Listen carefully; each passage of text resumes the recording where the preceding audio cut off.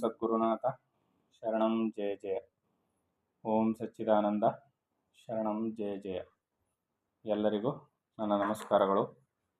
ಜ್ಞಾನೇಶ್ವರಿ ಗೀತಾಮೃತ ಕೃಷ್ಣ ಅರ್ಜುನರ ಸಂವಾದವನ್ನು ನೋಡ್ತಾ ಇದ್ದೋ. ಕೃಷ್ಣನು ತನ್ನ ವಿಭೂತಿಯನ್ನು, ತನ್ನ ಸರ್ವ ವ್ಯಾಪಕತ್ವವನ್ನು ಬಹುಮುಖ್ಯವಾದ ಗುಂಪುಗಳನ್ನಾಗಿ ಮಾಡಿ, ಆ ಗುಂಪುಗಳಲ್ಲಿ ಪ್ರಧಾನವಾಗಿ ಯಾರಿಗೆ ಗುರುತಿಸಲ್ಪಡ್ತಾರೋ ಅದು ಮುಖ್ಯವಾಗಿ ನಾನೇ ಆಗಿರ್ತೀನಿ, ಮಿಕ್ಕೆಲ್ಲವೂ ಕೂಡ ನಾನೇ ಆಗಿರ್ತೀನಿ, ಪ್ರಧಾನವಾಗಿ ನಾಯಕತ್ವ ಅಲ್ಲಿ ಆ ಗುಂಪಿನಲ್ಲಿ ಅವನೇ ಆಗಿರ್ತಾನೆ ಅಂತ ಇಲ್ಲಿ ಒಂದೊಂದಾಗಿ ತಿಳಿಸ್ತಾ ಇದ್ದಾನೆ. ಪಾರಿಜಾತವು ಕಲ್ಪವೃಕ್ಷದಂತೆ ಪ್ರತ್ಯಕ್ಷವಾಗಿದ್ದರು. ಅರ್ಥ ಆಗ್ತಿದೆಯಲ್ಲ? ಪಾರಿಜಾತವು ಕಲ್ಪವೃಕ್ಷದಂತೆ ಪ್ರತ್ಯಕ್ಷವಾಗಿದ್ದರು. ಗುಣಗಳಲ್ಲಿ ಚಂದನ ವೃಕ್ಷವು ಪ್ರಸಿದ್ಧವಾಗಿದ್ದರು. ವೃಕ್ಷಕೋಟಿಗಳಲ್ಲಿ ನಾನು ಅಶ್ವತ್ಥ ವೃಕ್ಷವಾಗಿರುವೆನು. ಗಂಧದ ಮರ ಏನೋ ಕಂಪನ್ನು ಬೀರ್ತದೆ, ಸರ್ವಶ್ರೇಷ್ಠ ಅಂತ ಕರೀತಾರೆ. ಆದರೆ ಆ ಮರಗಳ ಗುಂಪಿಗೆ ಅಂತ ಬಂದಾಗ ನಾನು ಅಶ್ವತ್ಥ ವೃಕ್ಷವಾಗಿದ್ದೀನಿ ಅಂತ ಇಲ್ಲಿ ಕೃಷ್ಣ ಪರಮಾತ್ಮನು ಹೇಳ್ತಾ ಇದ್ದಾನೆ. ಮತ್ತು ಹೇ ಅರ್ಜುನ, ದೇವಋಷಿಗಳಲ್ಲಿ ನಾರದನಾಗಿಯೂ, ಗಂಧರ್ವರಲ್ಲಿ ಚಿತ್ರರಥನಾಗಿಯೂ, ಮತ್ತು ಸಿದ್ಧ ಯೋಗಿಗಳಲ್ಲಿ ಕಪಿಲಾಚಾರ್ಯನಾಗಿಯೂ, ಅಶ್ವಗಳ ಜಾತಿಯಲ್ಲಿ ಅಂದರೆ ಕುದುರೆಗಳ ಜಾತಿಯಲ್ಲಿ ಉಚ್ಚೈಶ್ರವ ಆಗಿಯೂ, ಆನೆಗಳಲ್ಲಿ ಶ್ರೇಷ್ಠವಾದ ಐರಾವತವಾಗಿಯೂ, ಕ್ಷೀರ ಸಮುದ್ರವನ್ನು ಕಡೆದ ನಂತರ ದೇವತೆಗಳಿಗೆ ದೊರಕಿದ ಅಮೃತವಾಗಿಯೂ, ಮನುಷ್ಯರಲ್ಲಿ ನಾನು ರಾಜನಾಗಿಯೂ ಇರುವೆನು. ಅದಕ್ಕೆ ರಾಜ ಪ್ರತ್ಯಕ್ಷ ದೇವತಾ ಅಂತ ಕರೆಯೋದು. ಅದಕ್ಕೋಸ್ಕರನೇ ಮನುಷ್ಯರುಗಳಲ್ಲಿ ಯಾರು? ನಾನು ರಾಜನಾಗಿದ್ದೀನಿ. ಆಯುಧಗಳಲ್ಲಿ ವಜ್ರವಾಗಿಯೂ, ಗೋವುಗಳಲ್ಲಿ ಕಾಮಧೇನುವಾಗಿಯೂ, ಉತ್ಪತ್ತಿ ಮಾಡುವುದರಲ್ಲಿ ಮದನನಾಗಿಯೂ, ಅರ್ಥ ಆಗ್ತಿದೆಯಲ್ವಾ? ಸರ್ಪಗಳಲ್ಲಿ ವಾಸುಕಿಯಾಗಿಯೂ, ನಾಗಗಳಲ್ಲಿ ಅನಂತನಾಗಿಯೂ, ಜಲಚರಗಳಲ್ಲಿ ವರುಣನಾಗಿಯೂ, ಪಿತೃದೇವತೆಗಳಲ್ಲಿ ಆರ್ಯಮನುವಾಗಿಯೂ, ಜೀವರುಗಳ ಶುಭಾಶುಭ ಕರ್ಮಗಳನ್ನು ಎಣಿಸಿ ಅವರ ಅಂತಃಕರಣವನ್ನು ಪರೀಕ್ಷಿಸುತ್ತಾ ಕರ್ಮಾಚರಣೆಗನುಸಾರವಾದ ಫಲವನ್ನು ಅನುಭವಿಸುವಂತೆ ಮಾಡಿ ಎಲ್ಲವನ್ನು ನೋಡುವ ಯಮನೂ ಸಹ ನಾನೇ ಆಗಿರುವೆನು. ನೋಡಿ, ಈ ರಹಸ್ಯಗಳಿವೆಲ್ಲ. ಏನು ಹೇಳ್ತಾ ಇದ್ದಾನೆ ಇಲ್ಲಿ?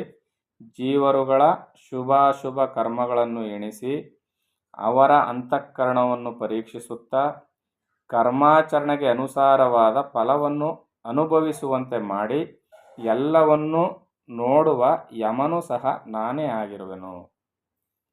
ನಮ್ಮ ಕರ್ಮಗಳಿಗೆ ಯಾರು ಕರ್ಮಫಲವನ್ನು ಡಿವೈಡ್ ಮಾಡ್ತಾರೆ ಅಂದರೆ ಯಮನಿಗೆ ವಹಿಸಿದ್ದಾರೆ. ಅದನ್ನು ಕರ್ಮಫಲವನ್ನು ಡಿವೈಡ್ ಮಾಡ್ತಕ್ಕಂಥದ್ದು.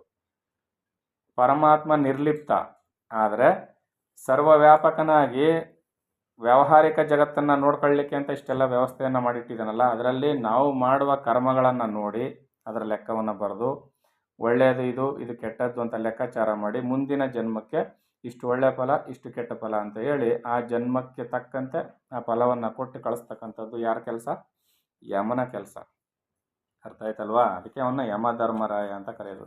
ಯಮಧರ್ಮರಾಯ ಅಂದರೆ ಯಮ ಧರ್ಮಾನುಸಾರವಾಗಿ ಮಾಡ್ತಾನೆ. ಆತನಲ್ಲಿ ಪಕ್ಷಪಾತವಿಲ್ಲ, ಯಾವುದೇ ಭೇದವಿಲ್ಲ. ಇಷ್ಟಕ್ಕಿಷ್ಟು ಅಂತ ಡಿವೈಡ್ ಮಾಡಿಬಿಡ್ತಾನೆ. ಯಾರ ಅನುಸಾರವಾಗಿ? ಪರಮಾತ್ಮನ ಆಜ್ಞಾನುಸಾರವಾಗಿ. ಅವನದು ಏನು ಕೆಲಸ ಇಲ್ಲ, ಕೇವಲ ಕೆಲಸವನ್ನು ಮಾಡ್ತಾನೆ. ಯಾಕಂದರೆ ಆ ಯಮನ ರೂಪದಲ್ಲಿರ್ತಕ್ಕಂಥವನು ಕೂಡ ಪರಮಾತ್ಮನೇ. ನೋಡಿ, ಇಷ್ಟೆಲ್ಲ ವಿವರಣೆಯನ್ನು ಹೇಳ್ತಾ ಇದ್ದಾರೆ. ನಾನು ದೈತ್ಯರಲ್ಲಿ ಪ್ರಹ್ಲಾದನಾಗಿಯೂ, ಗಣಿಸುವವರಲ್ಲಿ ಮಹಾಕಾಲನಾಗಿಯೂ, ಅಡವಿ ಪ್ರಾಣಿಗಳಲ್ಲಿ ಸಿಂಹವಾಗಿಯೂ, ಪಕ್ಷಿಗಳಲ್ಲಿ ಗರುಡನಾಗಿಯೂ ಇರುವೆನು. ಪಕ್ಷಿ ಜಾತಿಗಳಲ್ಲಿ ನಾನು ಗರುಡನಾಗಿದ್ದೀನಿ.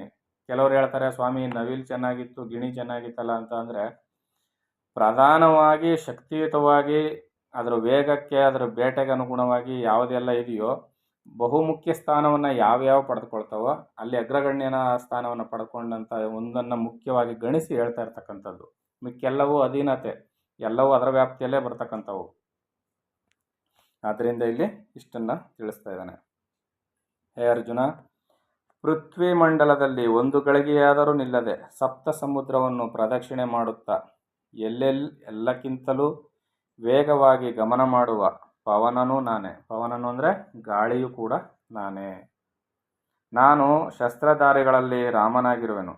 ಏಕೆಂದರೆ ರಾಮನು ಆರ್ತರ ರಕ್ಷಣೆಗಾಗಿ ಧರ್ಮಪಕ್ಷವನ್ನು ಸ್ವೀಕರಿಸಿ ತ್ರೇತಾಯುಗದಲ್ಲಿ ಕೈಯಲ್ಲಿ ಒಂದೇ ಬಾಣವನ್ನು ಹಿಡಿದು ವಿಜಯಲಕ್ಷ್ಮಿಯೊಂದಿಗೆ ತಾನೊಬ್ಬನೇ ರಾಜ್ಯಾಡಳಿತ ನಡೆಸುತ್ತಿದ್ದನು. ಆ ರಾಮನೇ ಲಂಕೆಯ ಸಮೀಪವಿರುವ ಸುವೇಲ ಪರ್ವತದ ಬಳಿ ನಿಂತು ಲಂಕಾರಾಜನಾದ ರಾವಣನ ಶಿರಪಂಕ್ತಿಗಳನ್ನು ಆಕಾಶಕ್ಕೆ ಹಾರಿಸಿ ಜಯಘೋಷ ಮಾಡುತ್ತಾ ಭೂತಗಳ ಕೈಗೆ ಇತ್ತನು. ಶಿರಪಂಕ್ತಿ ಅಂತ ಅಂದರೆ ಯಾಕೆ ಕರೆದ್ರು ಅಂದರೆ, ಪಂಕ್ತಿ ಅಂದರೆ ಸಾಲು ಅಂತ, ಶಿರಪಂಕ್ತಿ ಅಂತ ಯಾಕೆ ಕರೀತಾರೆ ಅಂದರೆ, ರಾವಣ 10 ತಲೆಯ ರಾವಣ ಅಂತ ಕರೀತಾರಲ್ಲ, 1 2 3 ಅಂತ ಸಾಲಿಗಿದ್ವಲ್ಲ, ಅದಕ್ಕೆ ಶಿರಪಂಕ್ತಿಗಳು ಅಂತ. ಆ 10 ತಲೆಗಳನ್ನು ಕಡಿದು ಭೂತರಾಜನ ಕೈಗಿತ್ತನು ಅಂತ ಇಲ್ಲಿ ಹೇಳ್ತಾ ಇದ್ದಾರೆ. ಅಲ್ಲಿ ರಾಮನೂ ನಾನೇ ಮತ್ತು ದೇವತೆಗಳ ಮಾನರಕ್ಷಣೆಯನ್ನು ಧರ್ಮ ಜೀರ್ಣೋದ್ಧಾರವನ್ನು ಮಾಡಬೇಕೆಂದು ಸೂರ್ಯವಂಶದಲ್ಲಿ ಸೂರ್ಯನಂತೆ ಅವತರಿಸಿದ್ದನು. ಆದ್ದರಿಂದ ಶಸ್ತ್ರಧಾರಿಗಳಲ್ಲೆಲ್ಲ ನಾನು ರಾಮನಾಗಿರುವೆನು. ಬಾಲವಿರುವ ಜಲಚರಗಳಲ್ಲಿ ಮೊಸಳೆಯಾಗಿರುವೆನು.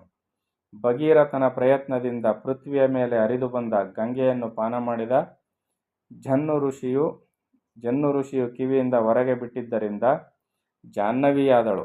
ಆ ಜಾಹ್ನವಿಯು 3 ಲೋಕದಲ್ಲಿಯೂ ಪ್ರವಹಿಸುತ್ತಾ ಸರ್ವ ಜಲಚರಗಳಲ್ಲಿ ನನ್ನ ಪ್ರಧಾನ ವಿಭೂತಿಯಾಗಿರುವಳು. ಗಂಗೆಯೂ ಕೂಡ ನಾನೇ ಆಗಿದ್ದೀನಿ ಅಂತ ಇಲ್ಲಿ ಪರಮಾತ್ಮ ಹೇಳ್ತಾ ಇದ್ದಾನೆ. ಹೇ ಅರ್ಜುನ, ಇದೇ ಪ್ರಕಾರ ಸೃಷ್ಟಿಯಲ್ಲಿರುವ ವಸ್ತುಗಳಲ್ಲಿ ಒಂದೊಂದನ್ನೇ ಗಣಿಸುತ್ತಾ 100 ಜನ್ಮಗಳನ್ನು ಕಳೆದರೂ ನನ್ನ ವಿಭೂತಿಯಲ್ಲಿ ಅರ್ಧ ಭಾಗವೂ ಮುಗಿಯಲಾರದು.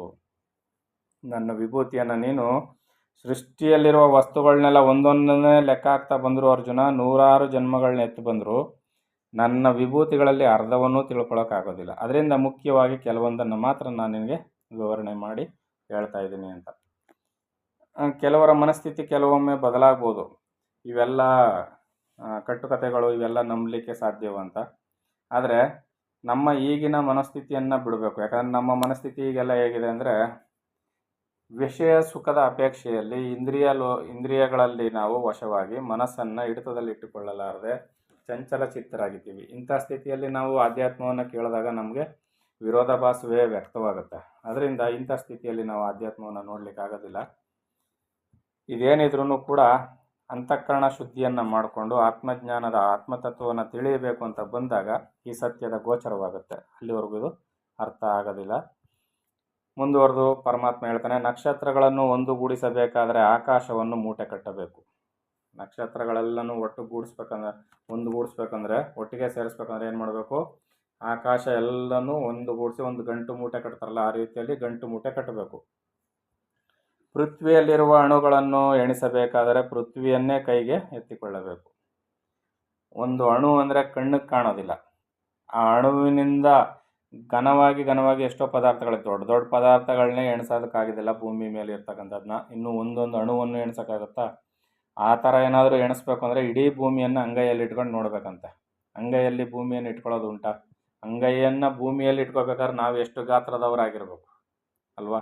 ಆ ರೀತಿಯಲ್ಲಿ ಹೇಗೆ ಸಾಧ್ಯವಿಲ್ಲವೋ ಅದೇ ರೀತಿಯಲ್ಲಿ ಅಂತೆಯೇ ನನ್ನ ವಿಭೂತಿಗಳನ್ನೆಲ್ಲ ನೋಡಬೇಕಾದರೆ ದಿವ್ಯವಾದ ನನ್ನ ಜ್ಞಾನವನ್ನೇ ಸಂಪಾದಿಸಬೇಕು.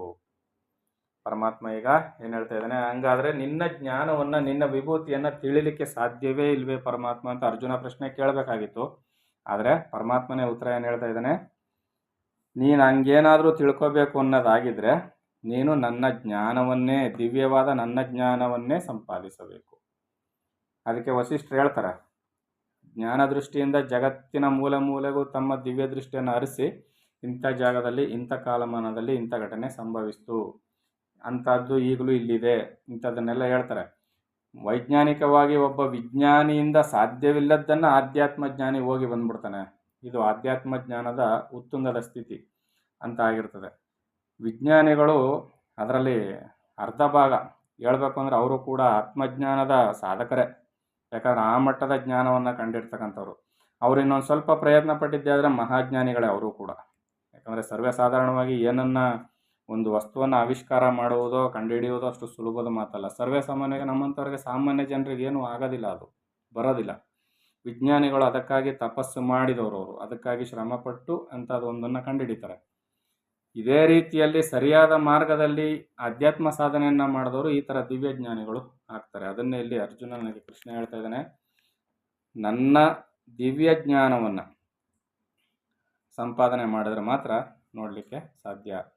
ಬುಡವನ್ನು ಕಿತ್ತು ಕೈಗೆ ತೆಗೆದುಕೊಂಡರೆ ಫಲಪುಷ್ಪಾದಿಗಳ ಸಮೇತ ವೃಕ್ಷ ಸಮೂಲವೇ ವಶವಾದಂತೆ.